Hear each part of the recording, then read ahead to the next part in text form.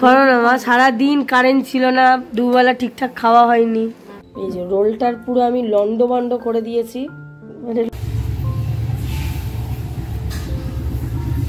Everyone, welcome back to my channel, welcome to my daily blog.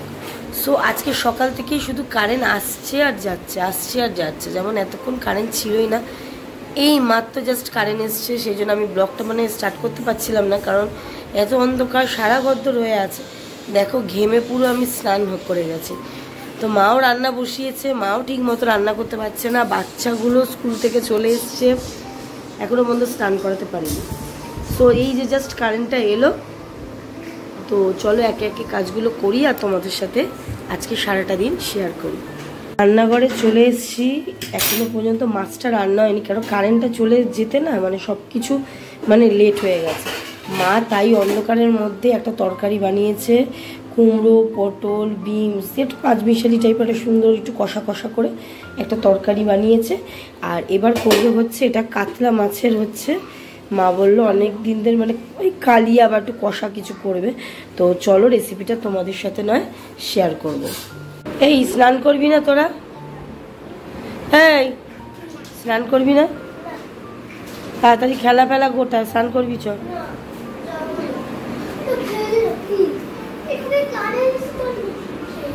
ঠিক আছে, একটুখানি খেলে নি স্নান করবি, ঠিক আছে? মাছটার মধ্যে প্রথমে দিয়ে দিচ্ছে একটু লঙ্কা গুঁড়ো, কারণ লঙ্কা গুঁড়ো দিলে মা নাকি বলে মাছটা নাকি ভেঙে যাওয়ার চান্স থাকে না, মচমচে হয়। সেই জন্য মা এখানে দিল একটু লঙ্কা গুঁড়ো।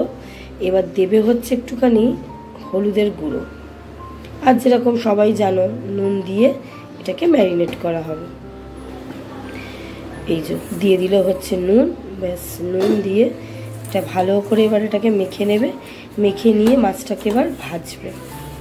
দিয়ে দিলাম সাদা তেল। অ্যাকচুয়ালি সর্ষের তেল আমাদের বাড়িতে একটু কম রান্না হয় না তা না, অ্যাকচুয়ালি প্রচণ্ড অনেকের অ্যাসিডিটি আমাদের বাড়িতে প্রবলেম আছে, বিশেষ করে মায়ের তো সুগার আছে, তো সেই জন্য আমরা ম্যাক্সিমাম রান্নাটা সাদা তেলে করি।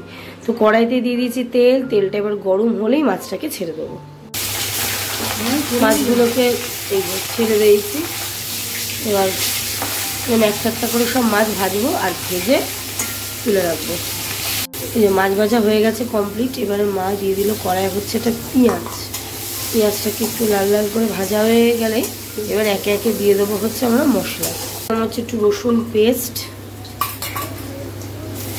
এটাকে দিয়ে পেঁয়াজের সাথে বেশ ভালো করে একটু কষিয়ে নেবো। একটুখানি হলুদের গুঁড়ো, আদা বাটা,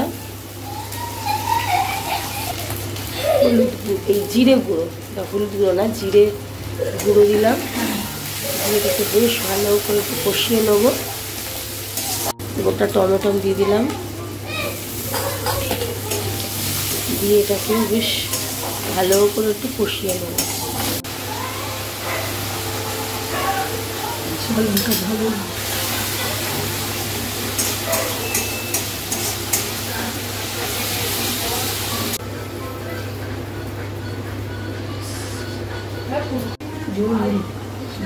মাছগুলো না ফুটলে ভিতর হলো শুনো।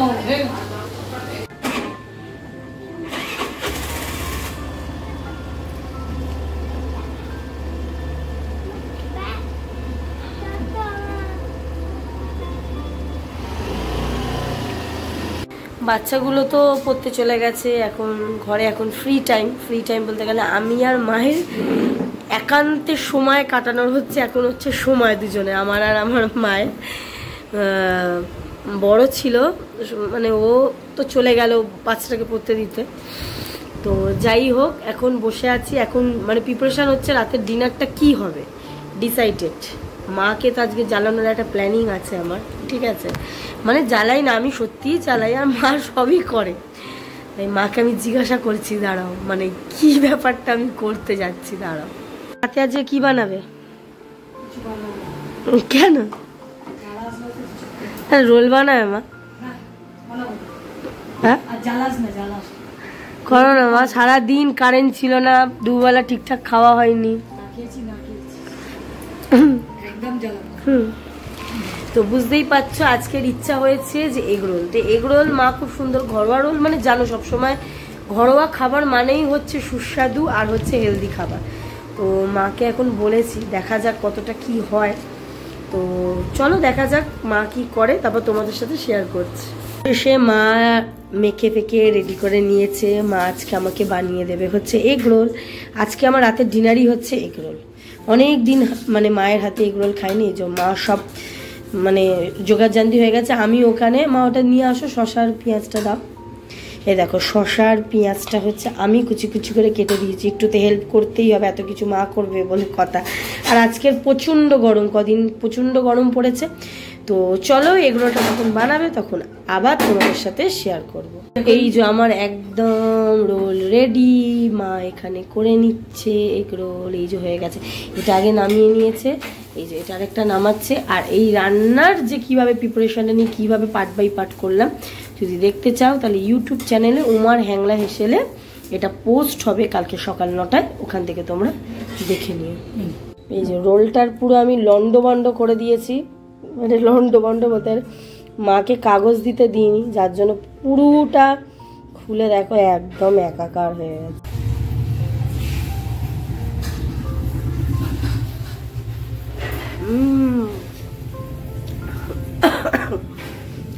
হেভি টেস্ট হয়েছে, হেভি টেস্ট। রাতের ডিনার হচ্ছে কমপ্লিট, এগরোল খেয়ে নিয়েছি, মা বানিয়ে দিয়েছে। তো এগরোলটা সত্যিই খুব টেস্টি হয়েছিল। তো যাই হোক, ব্লগটা এখানে এন্ড করছি। ভালো লাগলে লাইক কমেন্ট শেয়ার করো, আর আমার চ্যানেলটাকে অবশ্যই সাবস্ক্রাইব করো। সবাই ভালো থেকো, সুস্থ থেকো, দেখা হবে একটা নতুন ব্লগে। টাটা।